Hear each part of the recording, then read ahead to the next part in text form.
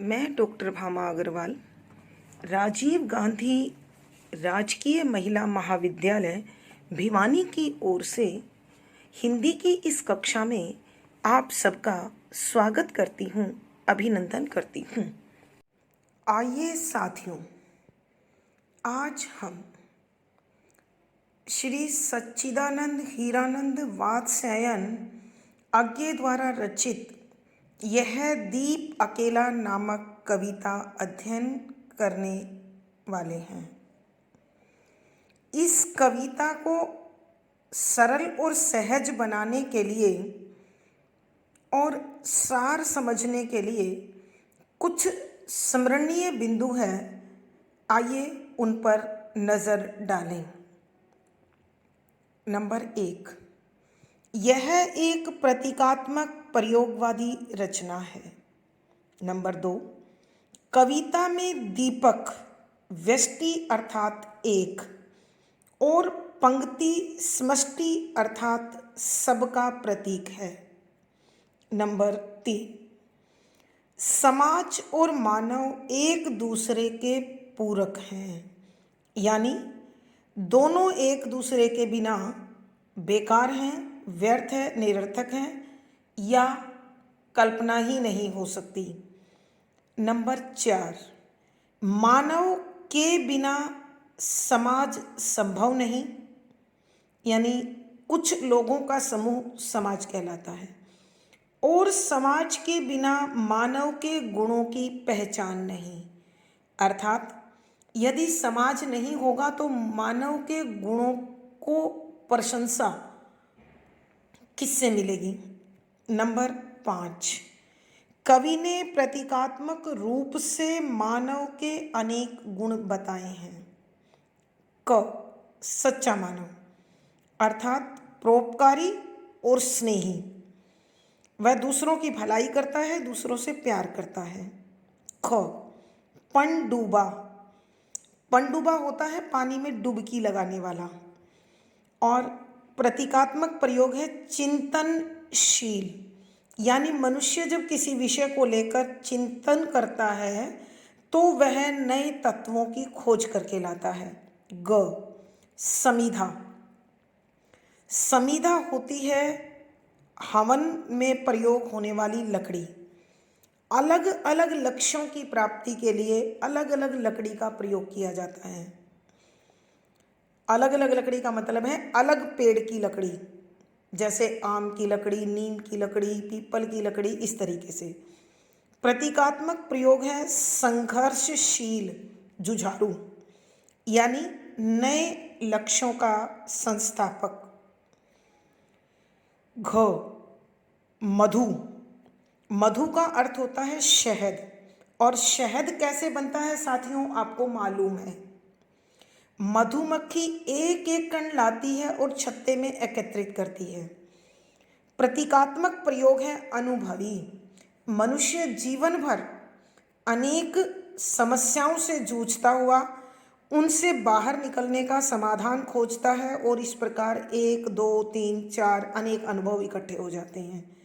ज्ञ, गोरस, गोरस होता है गाय का घी, गाय का दूध, गाय का दही, गौमूत्र आदि को हम गोरस बोलते हैं।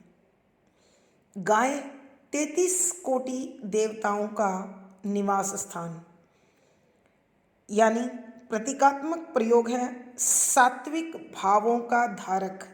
सात्विक बच्चों अच्छे भावों का धारक।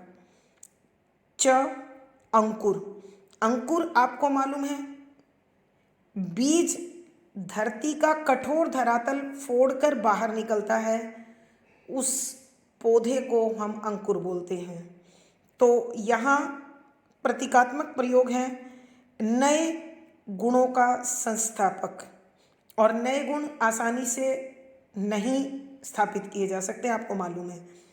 प्रकृत, प्रकृत माने प्रकृति द्वारा निर्मित, अर्थात स्वाभाविक। मनुष्य में अनेक स्वाभाविक तत्व हैं।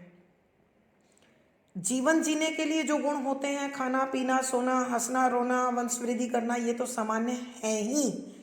इसके सिवा भलाई करना, क्रोधित होना, उत्साहित होना आदि भाव उसके प्रकृत के बनाते हैं उसे। ज स्वयंभू, स्वयंभू माने होता है खुद पैदा होने वाला, अर्थात मनुष्य पहचाना तो जरूर किसी न किसी खानदान से जाता है, लेकिन निर्माता स्वयं का होता है। खुद अपनी मेहनत से, अपने गुणों से, अपने प्रयासों से, अपनी जिज्ञासा से अपने आप को निर्मित करता है। जैसे उदाहरण दे रही हूं मैं, हिरण्यकश्यप के घर प्रहलाद, महर्षि विश्रवा के घर रावण। यानी मनुष्य अच्छा होगा बुरा होगा इसका निर्माता वो स्वयं होता है। ज ब्रह्मा, ब्रह्म सर्वशक्तिमान, सब कुछ करने की सामर्थ्य रखने वाला। तो मनुष्य भी सर्वशक्तिमान है, संकल्प के बल पर कुछ भी कर सकता है। न अयूत, अयूत का अर्थ होता है सबसे जुड़कर भी अकेला होने वाला। प्रतीकात्मक प्रयोग है निर्लेप, यानी सब में समाया हुआ मगर किसी में भी नहीं। नंबर 6, मानव उपेक्षाओं से पल भर के लिए निराश होता है। नंबर 7, मानव सात्विक भाव अर्थात सत्व गुण भरा होता है, उपेक्षाओं के बाद भी अपनी अच्छाई छोड़ नहीं पाता। नंबर 8, मानव स्वयं में पूर्ण और पूर्णकामी है। पूर्ण क्यों है? कि उसमें हर गुण है, हर कार्य करने की ताकत है। और पूर्णकामी अच्छा बनने की इच्छा रखने वाला, कि हर व्यक्ति चाहता है मुझे प्रशंसा मिले, और प्रशंसा तब मिलेगी जब मनुष्य अच्छे कार्य करेगा। तो इसलिए पूर्णकामी, कामी का अर्थ होता है इच्छा करने वाला। पॉइंट 9, दीन दुखी के प्रति मानव का भावुक होना स्वाभाविक गुण है। तो दोस्तों, ये इस कविता के स्मरणीय बिंदु हैं। अगर आप इन्हें याद कर लेते हैं, समझ लेते हैं, तो फिर कविता एकदम सरल और सहज है। उसकी व्याख्या करते समय आपको ज़रा भी दिक्कत नहीं होने वाली है। तो साथियों, आइए कविता की ओर बढ़ते हैं। संख्या 1, यह दीप अकेला स्नेह भरा है, गर्व भरा मदमाता, पर इसको भी पंक्ति दे दूं। यह जन है गाता गीत जिन्हें फिर और कौन गाएगा, पनडुब्बा। ये मोती सच्चे फिर कौन कृति लाएगा। यह समीधा ऐसी आग हठीला बिरला सुलगाएगा। यह अद्वितीय, यह मेरा, यह मैं स्वयं विसर्जित। यह दीप अकेला स्नेह भरा है, गर्व भरा मदमाता, पर इसको भी पंक्ति दे दो। प्रस्तुत पद हमारी हिंदी की पाठ्य पुस्तक समकालीन हिंदी कविता में संकलित प्रयोगवाद के प्रवर्तक कवि श्री सच्चिदानंद हीरानंद वात्स्यायन अज्ञे द्वारा रचित यह दीप अकेला नामक कविता से लिया गया है। संदर्भ, यहाँ कवि मनुष्य को जो व्यष्टि है समष्टि अर्थात समाज से जोड़ देना चाहता है, क्योंकि समाज और मानव एक दूसरे के पूरक हैं। जब तक ये एक दूसरे से जुड़े हुए नहीं होंगे, दोनों का ही अस्तित्व, दोनों की ही पहचान खत्म हो जाएगी। ऐसे भाव स्पष्ट करते हुए कवि कहते हैं कि यह दीप अकेला स्नेह भरा, कि यह जो दीपक जलता हुआ आपको दिखाई दे रहा है यह एक अकेला है और प्रकाश करने में समर्थ है। स्नेह भरा का मतलब इसमें तेल है। कैसा तेल? इसको शक्ति देने वाला, गर्व भरा कि इसकी जो लो है, जो ज्योति है, वो प्रकाश फैला रही है, इसलिए इसे अपने गुण पर अभिमान है। यह अपने इस गुण पर गर्वित है। पर इसको भी पंक्ति दे दो, परंतु इसे भी पंक्तिबद्ध कर दो, अर्थात इसे समाज के साथ जोड़ दो। दो लाभ होंगे इसके। पहले तो जिस पंक्ति का ये हिस्सा बनेगा, जिस गुण से ये भरा हुआ है, अगर उसी गुण के लोग या उसी गुण को बढ़ाने वाले तत्व जब मिलेंगे, यह कई गुना अधिक लाभ समाज को पहचान दे पाएगा। उन्हें संगठित करने पर वह एक नए रूप के साथ, नई शक्ति के साथ समाज हित को जुड़ जाएगा। दूसरा, जो अंधेरे में हैं उन्हें आलोकित करेगा, अर्थात जो व्यक्ति असमर्थ हैं, जो व्यक्ति निस्सहाय हैं, लाचार हैं, बेबस हैं, वो इसके इस गुण से लाभ प्राप्त करेंगे और इसे आदर्श समझकर आगे बढ़ेंगे। फिर कवि कहते हैं, यह जन है कि यह एक मनुष्य है जो प्यार के गीत गाता है, जो सहानुभूति के गीत गाता है, जो संवेदना के गीत गाता है, जो परोपकार की पथ पर चलता है। और यदि इसके इस गुण को प्रशंसा न मिली तो अन्य कोई व्यक्ति परोपकारी नहीं होगा, संवेदनशील नहीं होगा, भावुक नहीं होगा, तो दीन दुखियों के दुख कौन हरेगा। निराश और उदास व्यक्ति में उत्साह कौन भरेगा। पनडुब्बा, पनडुब्बा का अर्थ होता है पानी में डुबकी लगाकर सच्चे मोती निकालकर लाने वाला। और सच्चे मोती ही नहीं, पानी की गहराई में जो भी तत्व छिपा हुआ है उसे निकालने का कार्य पनडुब्बा कहलाता है। तो प्रत्येक मनुष्य, इस संसार में इतने सारे तत्व हैं जिनको प्रत्येक प्राणी नहीं जानता है, नहीं पहचानता है। एक कार्य को करते हुए, एक विषय के संपर्क में आने के बाद हर व्यक्ति में अनेक प्रश्न जन्म लेते हैं, जैसे यह क्यों हुआ, यह कैसे हुआ और इसे करने की प्रेरणा कैसे मिली। इन प्रश्नों का उत्तर खोजने के लिए मनुष्य चिंतनशील होता है।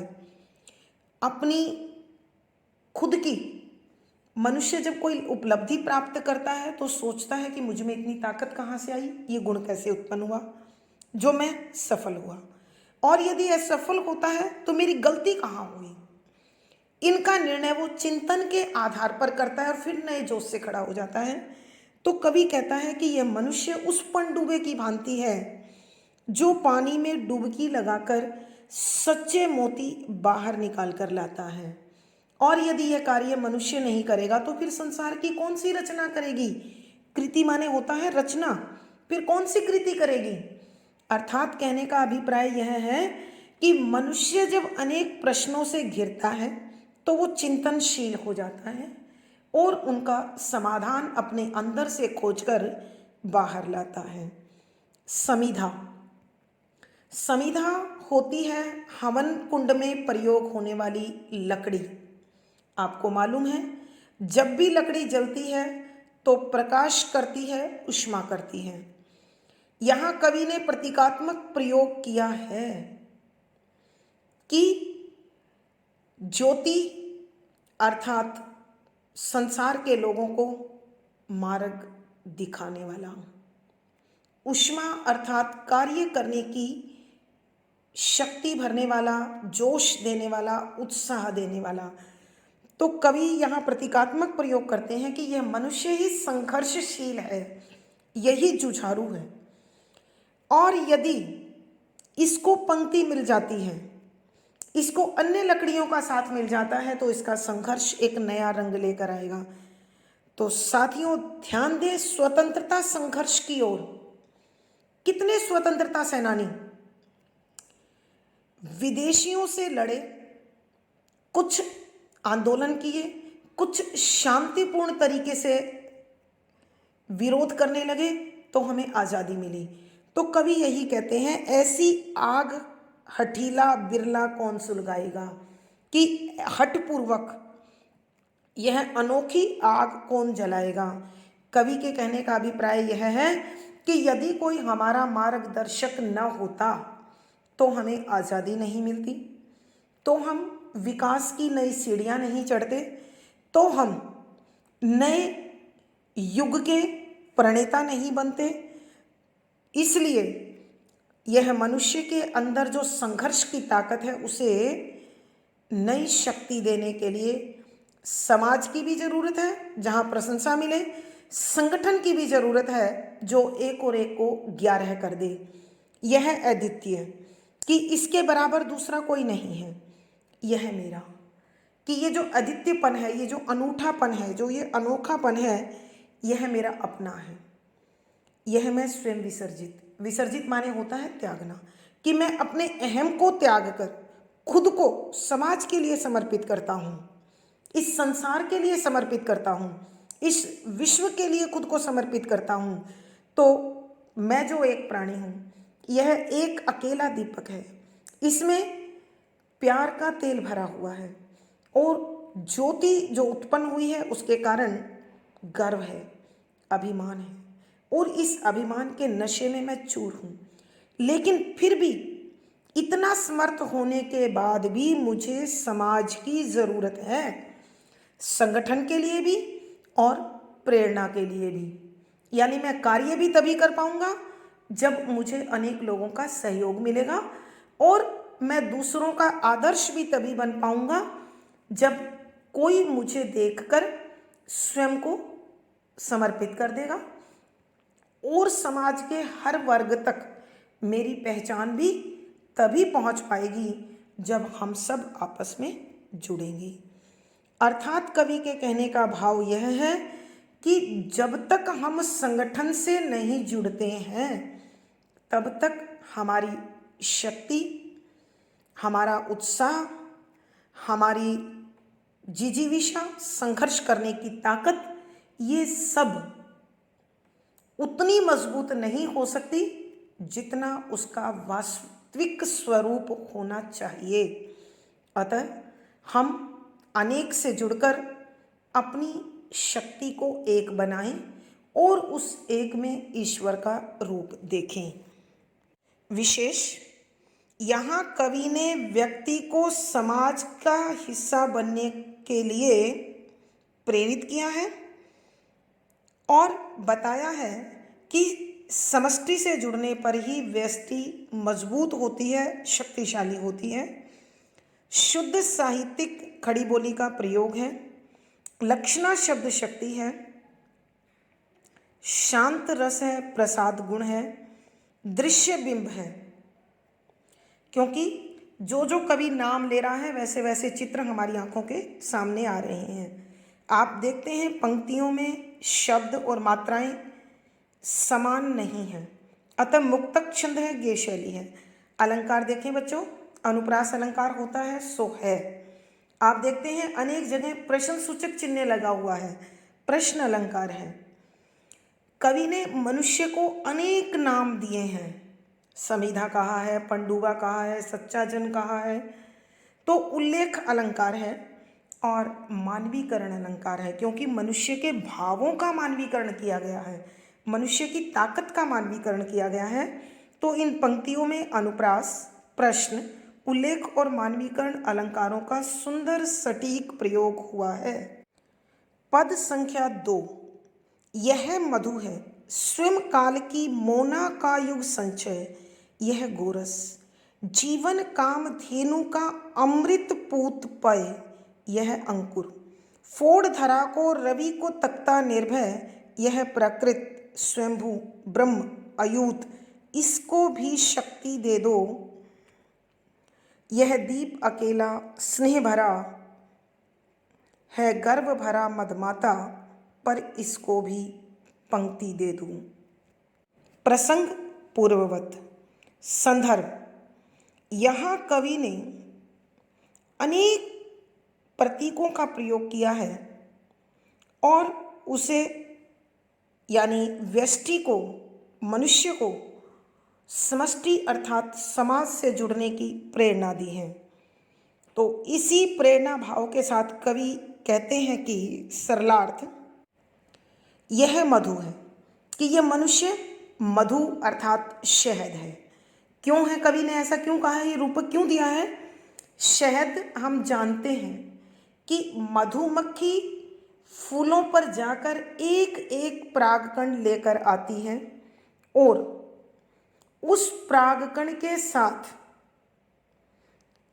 बड़ी मेहनत से, बड़ी लगन से शहद का निर्माण करती है और मधु शहद को कहते हैं। मनुष्य अपने जीवन में अनेक पड़ावों पे अनेक प्रकार की समस्याओं से जूझता है, संघर्ष करता है और उस संघर्ष के परिणाम स्वरूप जो उसे अनुभव प्राप्त होता है, उन अनुभवों से समाज का कल्याण होता है, समाज को मार्गदर्शन मिलता है। तो कवि क्या कहते हैं, स्वयं यानी खुद मनुष्य, काल समय की मोना होता है पिटारा, टोकरी, का युग युगों से संचय एकत्रित, कि स्वयं मनुष्य ने समय के पिटारे से, युग के पिटारे से अनेक अनुभवों को एकत्रित किया है। आप देखें, हम कहते हैं, पुराणों में ऐसा कहा गया है, हम कहते हैं कि ज्ञान ये कहता है, हम कहते हैं व्यवहार ये कहता है, ये कहाँ से आया? अर्थात युगों युगों से मनुष्य ने जो प्रयास किए, उन प्रयासों के परिणाम स्वरूप ये अनुभव निकल कर आए और यह विरासत के रूप में आने वाली पीढ़ी को पिछली पीढ़ी सौंपती है। फिर कवि कहते हैं यह गोरस, कि यह मनुष्य गोरस के समान है। गोरस यानी गाय का दूध, दही, घी, मक्खन, गमूत्र आदि जो मनुष्य के शरीर को मजबूत करते हैं। तो कवि कहते हैं जीवन काम धेनु का अमृत पूत पाए। जीवन कामधेनु स्वर्ग की ऐसी गाय जिसके दूहने से सभी इच्छाएं पूर्ण होती है।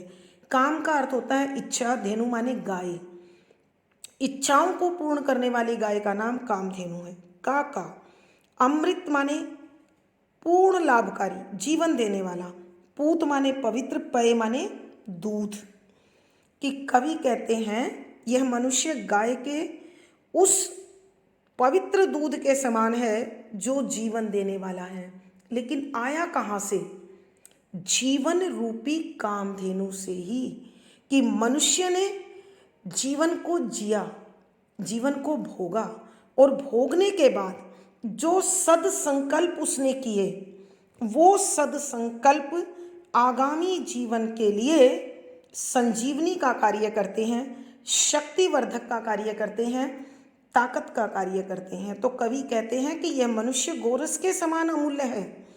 यह अंकुर, कि यह मनुष्य उस अंकुर के समान है जो पृथ्वी की कठोर सतह के नीचे दबाया गया है, जिसने अपने संघर्ष से उस सतह को चीरा है, फाड़ा है और फिर वह अपनी इस जीत को, अपनी इस विजय को स्वयं सूर्यदेव जो शक्ति और ओज का भंडार है के साथ नजर मिलाकर बताया है कि मैं कमजोर हूं, धरती के नीचे दबा दिया गया, लेकिन आज तुझसे नजर मिलाने की ताकत रखता हूं।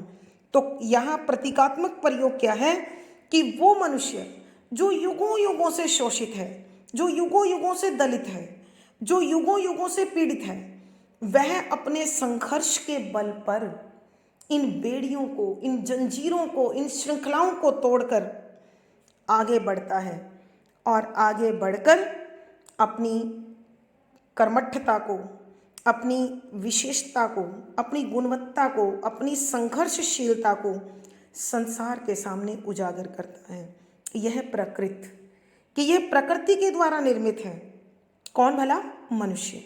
कि एक ही क्रिया के द्वारा एक ही प्रकार से सृष्टि के सभी जीवों का जन्म होता है और सब में मूल गुण एक जैसे हैं, लेकिन फिर भी यह स्वयंभू है, इसने खुद को निर्मित किया है। आप देखिए, वरदराज की कहानी बच्चों आपने सुन रखी होगी। हाथ में ज्ञान की रेखा नहीं थी, फिर भी उसने स्वयं चाकू लेकर अपने हाथ में रेखा बनाई। तो इसका मतलब ये नहीं है कि मैं आपको कह रही हूँ आप चाकू लीजिए और ज्ञान की रेखा बढ़ाइए, नहीं।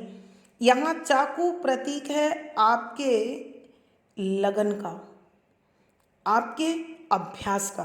अभ्यास से कुछ भी सीखा जा सकता है। तो कवि यही कहते हैं स्वयंभू, कि यह मनुष्य खुद अपना निर्माता है। ब्रह्म है सर्वशक्तिमान, जिसने इस सृष्टि को रचा है। तो मनुष्य भी उस सर्वशक्तिमान ईश्वर की भांति है, क्योंकि यह संसार के ऐसे लोग जिनको प्रेरणा की जरूरत है को नई शक्ति, नई प्रेरणा देकर उनका निर्माण करते हैं। अयूत का मतलब होता है सब में समाया हुआ होकर भी किसी में नहीं। जैसे कक्षा में अध्यापक अपने ज्ञान के माध्यम से हर विद्यार्थी के अंदर घुसा हुआ होता है, हर विद्यार्थी के अंदर जीवित रहता है, हर जगह जिंदा है, लेकिन फिर भी वो एक अलग इकाई होकर अलग जगह दिखाई देता है। तो प्रत्येक प्राणी अपने इस गुण के कारण इस सृष्टि के कण कण में समाया हुआ है। कहने का अभिप्राय है कि वह अपने गुणों से, अपने भावों से, अपने विचारों से प्रत्येक व्यक्ति से कहीं कुछ मिलता है और कहीं कुछ अलग है। इसको भी शक्ति दे दूं कि इतना शक्तिशाली होने के बावजूद भी इसे शक्ति की आवश्यकता है, और वो शक्ति उसे कहाँ से मिलेगी? समाज से, समष्टि से, सब से। तो व्यक्ति की विशेषता बताते हुए कवि कहते हैं कि यह एक ऐसा दीपक है जो एक अकेला है, इसमें प्रेम का तेल भरा हुआ है, और जो ज्योति, जो गर्व उत्पन्न है, उस पर इसको अभिमान है। परंतु जब तक ये समाज से नहीं जुड़ेगा तब तक इसे पूर्णता प्राप्त नहीं हो सकती। तो कवि कहते हैं इसे पूर्ण करने के लिए, इसे शक्तिमान बनाने के लिए, इसे ताकतवर बनाने के लिए इसे समाज से जोड़ दो। कवि के कहने का भावार्थ यह है कि मनुष्य अपने अद्भुत अनूठे गुणों के कारण एक अकेला भी बहुत कुछ कर सकता है, लेकिन समाज से जुड़ने के बाद इसके उन गुणों को और अधिक ताकत मिलेगी और समाज के कल्याण का एक नया मार्ग खुल जाएगा, एक नया इतिहास रच जाएगा। विशेष यहाँ व्यष्टि को समष्टि से जुड़ने का संदेश दिया गया है। शुद्ध साहित्यिक खड़ी बोली का प्रयोग है। लक्षणा शब्द शक्ति है, शांत रस है, प्रसाद गुण है, मुक्तक छंद और गेय शैली है। अलंकार देखिए, कवि ने मनुष्य को मधु, गोरस, अंकुर आदि कहा है, तो रूपक अलंकार है। इसके अतिरिक्त अनुप्रास अलंकार है, उल्लेख अलंकार है, जीवन कामधेनु पदमैत्री अलंकार है, मानवीकरण अलंकार है। तो इस पद में अनुप्रास, रूपक, मानवीकरण, उल्लेख आदि अलंकारों का सुंदर सटीक प्रयोग है। दृश्य बिंब का निर्माण हुआ है, दृश्य बिंब का निर्माण हुआ है।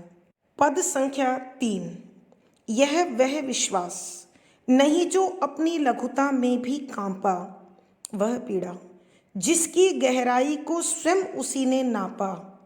कुत्सा, अपमान, अवज्ञा के धुंधाते कड़वे तम में यह सदा द्रवित, चीर जागरूक, अनुरक्त नेत्र, उलंब बाहु, मह चीर अखंड अपनापा।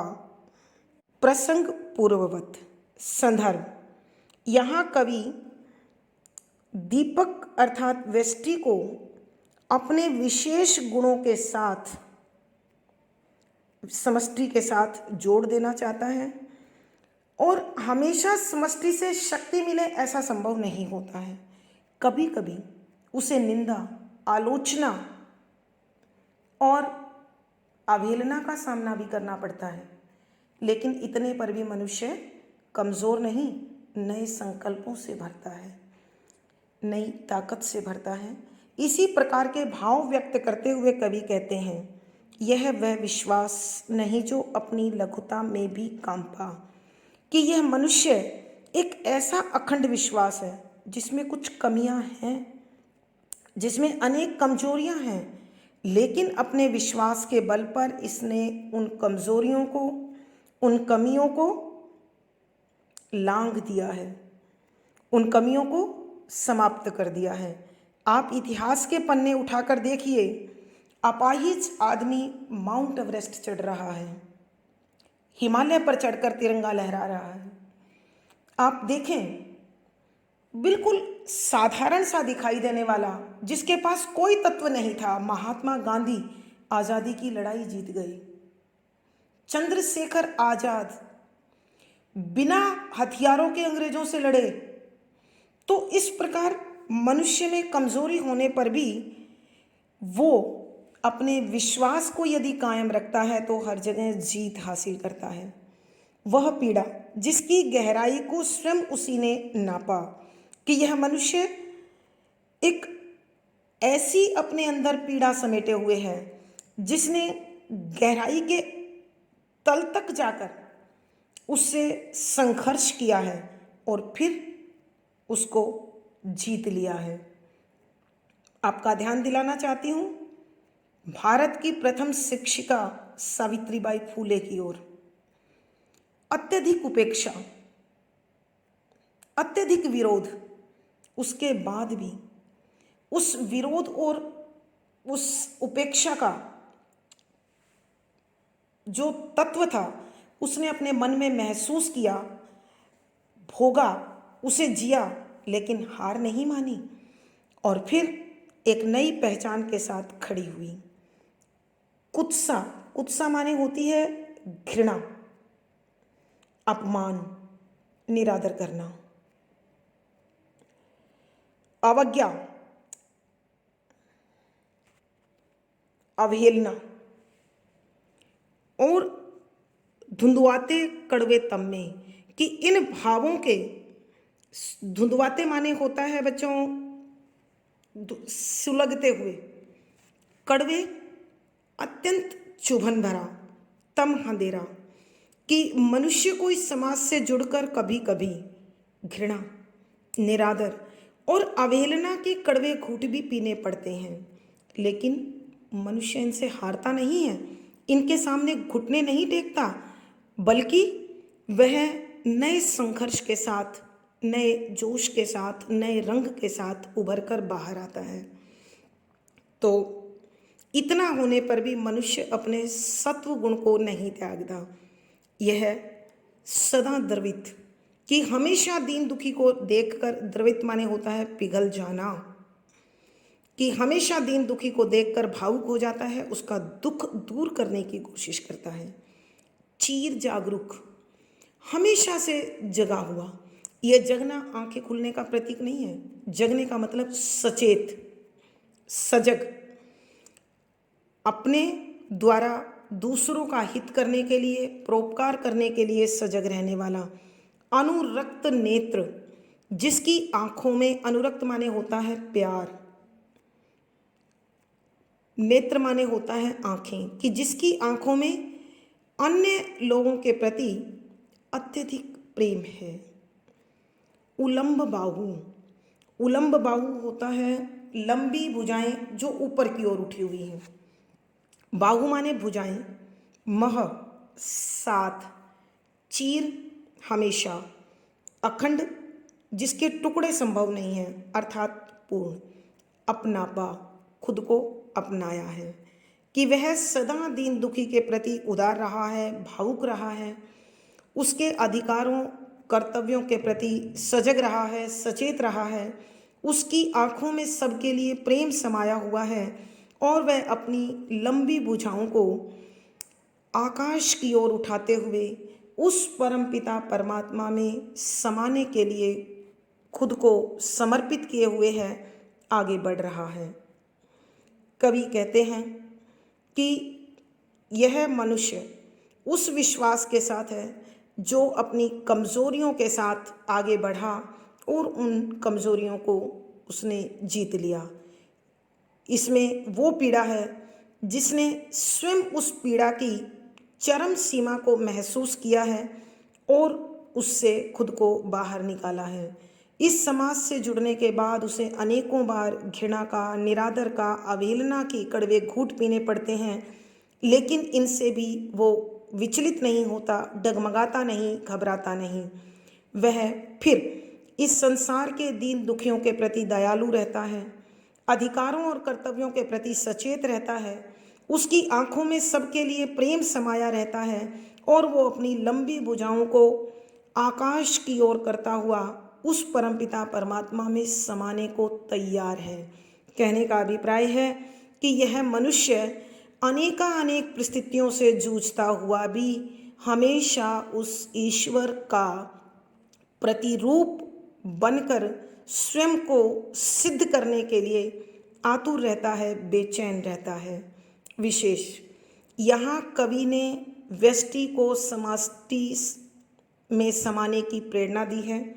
शुद्ध साहित्यिक सरल खड़ी बोली का प्रयोग है, लक्षणा शब्द शक्ति है, शांत रस है, प्रसाद गुण है, मुक्तक छंद है, गेय शैली है, दृश्य बिंब का सुंदर आयोजन हुआ है, अनुप्रास, उल्लेख, मानवीकरण और पदमैत्री आदि अलंकारों का सुंदर सटीक प्रयोग हुआ है। पद संख्या 4। जिज्ञासु प्रबुद्ध सदा श्रद्धा में, इसको शक्ति को दे दो, यह दीप अकेला स्नेह भरा है, गर्व भरा मदमाता पर इसको भी पंक्ति दे दो। प्रस्तुत पद हमारी समकालीन हिंदी कविता में संकलित श्री हीरानंद सच्चिदानंद वात्स्यायन अज्ञे द्वारा रचित यह दीप अकेला नामक कविता से अवतरित है। संदर्भ, यहाँ कवि समष्टि को पूर्ण करने के लिए व्यष्टि को उसमें समा देना चाहते हैं, अर्थात व्यक्ति को समाज से जुड़ने की प्रेरणा देना चाहते हैं। व्यक्ति के पूर्णता के लिए उसे समाज का अंग बनाना चाहते हैं। इन्हीं भावों को व्यक्त करते हुए कवि कहते हैं सरलार्थ। जिज्ञासु, नई बातें, नए तत्व जानने का इच्छुक। प्रबुद्ध यानी बुद्धिमान, ज्ञानी, मनीषी। श्रद्धामय, श्रद्धालु यानी सब में श्रद्धा रखने वाला, इसको भी शक्ति दे दो। कि कवि कहते हैं कि यह मनुष्य जो दीपक के समान प्रकाशवान है, यह बहुत जिज्ञासु है, इसमें नए विषय, नए तत्व, नए भाव जानने की प्रबल इच्छा है। यह ज्ञानवान है, मनीषी है, बुद्धिमान है, यह नए विषयों को आत्मसात कर देता है, उन्हें अपने अंदर जमा कर लेता है और आवश्यकता पड़ने पर उनका समाज कल्याण में प्रयोग करता है। इस मनुष्य के मन में पृथ्वी के लिए, प्राणी के लिए, जीव के लिए, ईश्वर के लिए बड़ी श्रद्धा है। श्रद्धा होती है प्यार और भक्ति का मिला जुला रूप, कि वह इनमें बड़ा विश्वास रखता है, आस्था रखता है। लेकिन इसे भी जब तक हम पंक्ति से नहीं जोड़ेंगे, जब तक समष्टि से नहीं जोड़ेंगे, यह अधिक शक्तिशाली नहीं हो सकता, इसका पूर्ण लाभ समाज को नहीं मिल सकता। तो पूर्ण लाभ के लिए, इसकी पूर्णता के लिए इसे समाज से जोड़ना अत्यंत आवश्यक है। तो यह दीपक रूपी मनुष्य, इसमें प्यार रूपी तेल भरा हुआ है और यह अपने प्रकाश पर गर्वित है, अभिमान में चूर है। परंतु जब हम इसे समाज की पंक्ति से जोड़ देंगे तो यह समाज को पूर्ण करेगा, स्वयं को पूर्ण करेगा, इसका खुद का और समाज का दोनों का कल्याण होगा। कवि के कहने का भाव यह है कि मनुष्य हमेशा नए विषयों को जानने के लिए, उन्हें सीखने के लिए तत्पर रहता है, प्राणी और ईश्वर के प्रति श्रद्धावान रहता है और इतना होने पर भी उसे अन्य लोगों के सहयोग की जरूरत पड़ती है। तो अपनी पूर्णता के लिए और समाज की पूर्णता के लिए इसे समाज में जोड़ना अत्यंत आवश्यक है। कवि के कहने का भाव यह है कि व्यक्ति और समाज जब एक दूसरे से मिलते हैं तो दोनों के बल, दोनों के गुण, दोनों की शक्ति द्विगुणित हो जाती है, बहुगुणित हो जाती है, यानी कई गुना बढ़ जाती है। विशेष यहाँ कवि ने व्यक्ति को समाज में विलीन होने, जुड़ने का संदेश दिया है। सहज सरल प्रवाहमयी खड़ी बोली का प्रयोग है। लक्षणा शब्द शक्ति है, शांत रस प्रसाद गुण है, मुक्त छंद है, गे शैली है, दृश्य बिंब का सुंदर आयोजन हुआ है। अलंकार देखिए बच्चों, अनुप्रास है, उल्लेख है, रूपक है, मानवीकरण आदि अलंकारों का सुंदर सटीक प्रयोग हुआ है। बच्चों, कविता को गहराई से समझने के लिए स्मरणीय बिंदु सहित 2 बार अवश्य सुने और देखें। कविता बहुत भावपूर्ण है, बहुत सुंदर है। संभवतः आपको सब समझ में आ गया होगा। मुझे कमेंट बॉक्स में लिखकर बताएं। वीडियो को लाइक करें, शेयर करें, कमेंट दें और चैनल को सब्सक्राइब करें। आपका जीवन मंगलमय हो, कल्याणमय हो, इसी शुभकामना के साथ धन्यवाद साथियों। आभार।